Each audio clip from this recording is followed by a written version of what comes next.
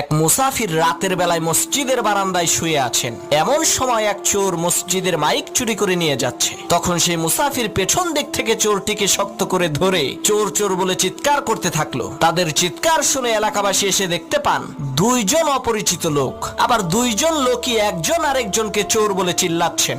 আসলে চোরকে সেটা তো আর এলাকাবাসী জানে না। তখন এলাকাবাসী এই দুইজনকে এলাকার মাতব্বরের কাছে নিয়ে গেল।